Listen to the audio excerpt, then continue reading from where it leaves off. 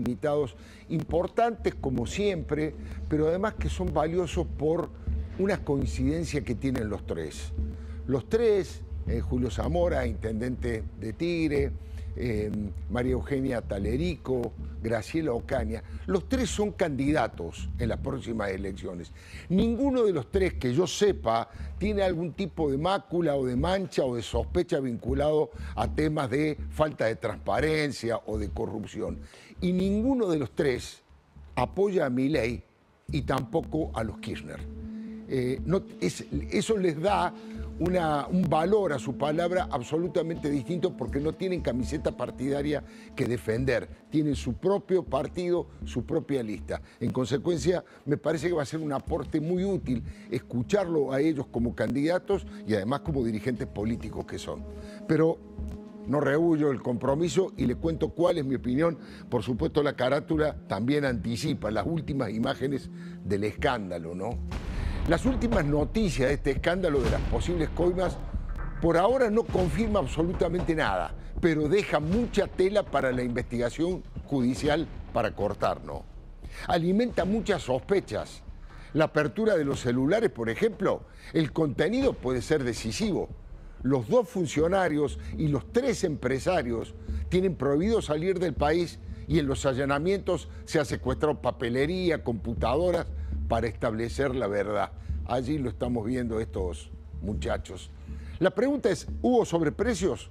¿Hubo privilegios en las compras de medicamentos para discapacitados a cambio de coimas? Porque si alguien cobró, alguien pagó. Los hermanos Milei siguen sin hablar sobre el tema y le encargaron a los primos Menem que salgan ellos a desmentir todo. Martín dijo hace un rato aquí en este canal que pone las manos en el fuego por Lule y por Karina y que todo es una mentira, una monumental operación del kirchnerismo. Se trata de una monumental operación a 15 días de las elecciones, tal vez, del último reducto del kirchnerismo, que es la provincia de Buenos Aires, donde se empieza a definir la historia el 26 de octubre, ¿no? Es una operación pensada y diseñada justo 2 semanas antes de las elecciones. Y ratifico nuevamente, pongo las manos en el fuego por Karina y por Lule. Ahora, con quienes trabajo hace 4 años, hemos fundado el partido en la provincia de La Rioja.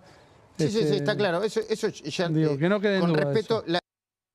Lo que ocurrió fue un acto fallido, fatal del presidente. Fue anoche en Junín, cuando estaban presentando los candidatos violetas para las elecciones. Dijo Milei, están molestos porque le estamos afanando los choreos.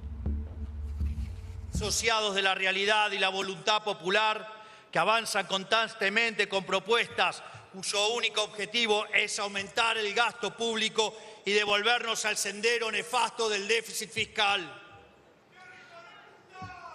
Por eso, digamos, están molestos porque le estamos afanando los choreos. El acto fallido, según la psicología, es un error que revela un deseo o un conflicto inconsciente y el lapsus es esa situación llevada a lo verbal. Freud decía que reflejan pensamientos o deseos reprimidos, carne de diván, ¿no?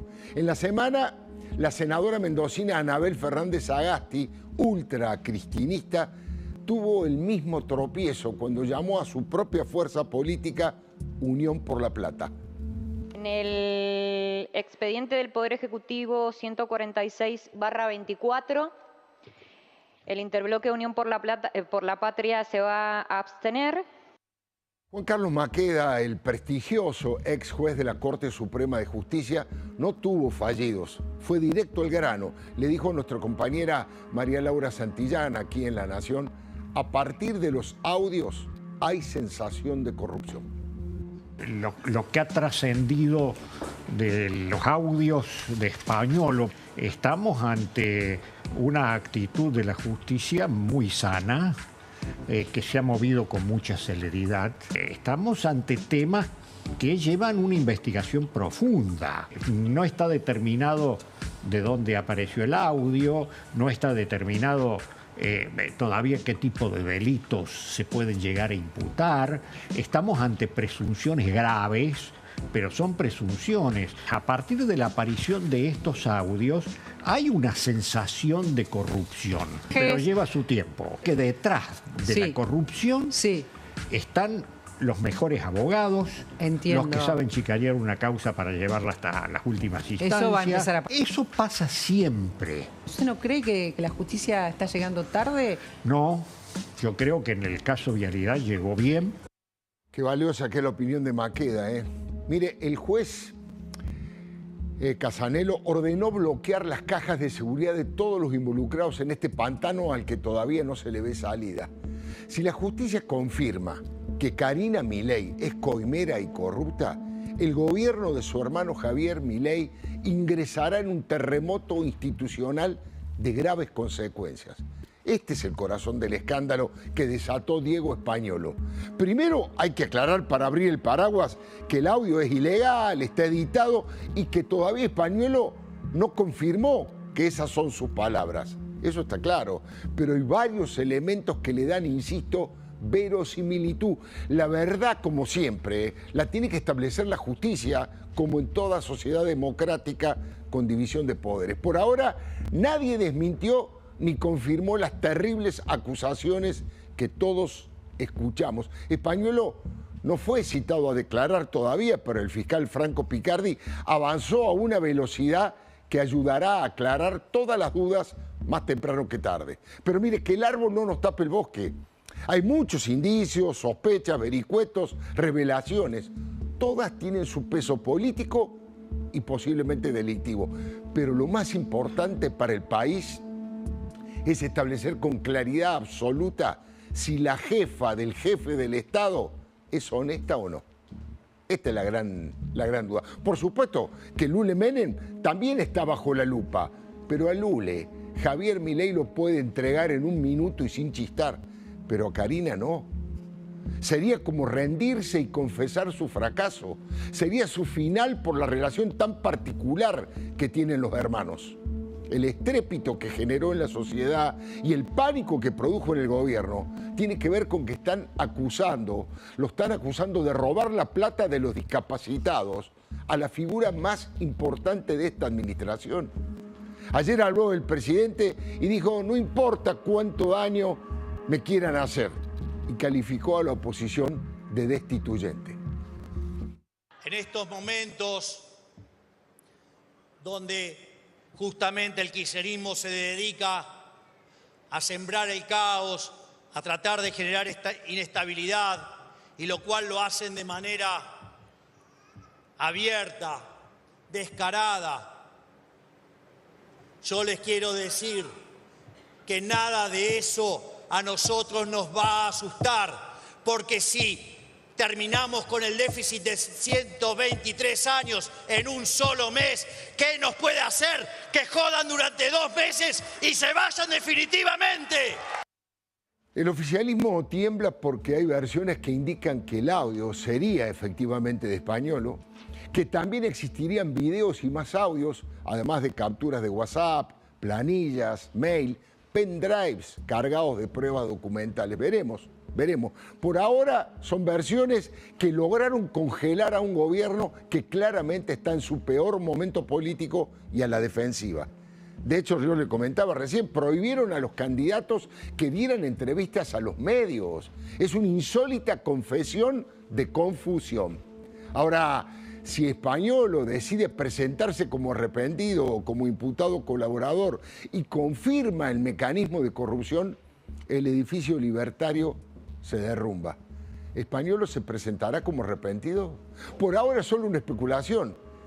Por eso hay que ser muy cuidadoso, hay que ser quirúrgico en las informaciones, porque todo puede ser verdad y todo puede ser mentira. Pero insisto, hay indicios que le dan verosimilitud. El fiscal Picardi y el juez Sebastián Casanelo tienen que y deben conseguir pruebas efectivas y documentales que les sirvan para acusar y condenar en su momento si corresponde.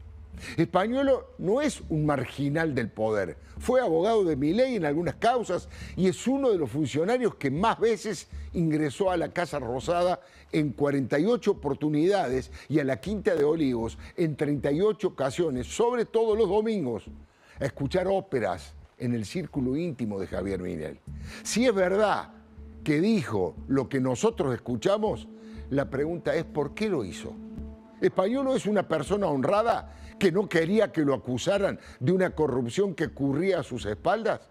¿O es un corrupto al que lo puentearon y no le dieron un peso de esa estafa repugnante? ¿O es un mitómano impresentable como sugieren en off algunos ministros? Las preguntas son muchas y las respuestas pueden tener consecuencias peligrosas para un sistema político fragmentado y que cada día tiene menos credibilidad en la población. Es muy difícil que haya certezas antes de las elecciones parlamentarias nacionales del 26 de octubre y es casi imposible que ocurra antes de los comicios en la provincia de Buenos Aires. Pero ya hay especulaciones acerca de cómo va a impactar electoralmente que este tema se mantenga en la agenda política y periodística durante todo este tiempo.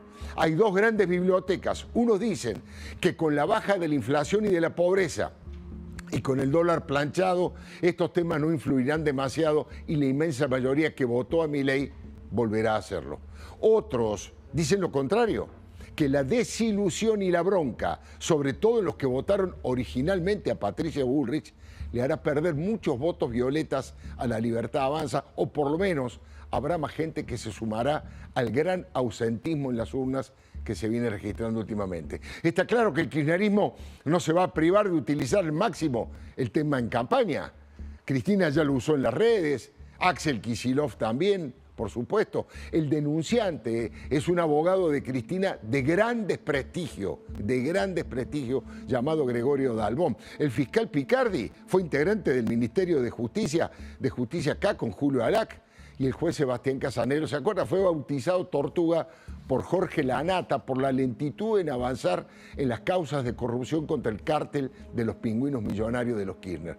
Todo esto hay que decirlo, pero también es cierto que si se comprueba que el sistema de coimas existió, todo el peso de la ley debe caer sobre los delincuentes. No tiene que importar el apellido de los que cometieron esos hechos de corrupción. Que todo se aclare, que todo se sepa es el único camino para dinamitar de una vez por todas la corrupción de Estado que los Kirchner llevaron a su máxima expresión.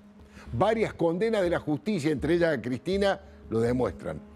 Estaremos atentos en todas las causas que involucran al actual gobierno y a todos los gobiernos. La honradez y la transparencia en la función pública es la mínima exigencia que los ciudadanos le tenemos que hacer a todos los gobiernos. Nadie puede robar desde el Estado y los que roban deben ir presos. Le doy mi palabra y voy a compartir con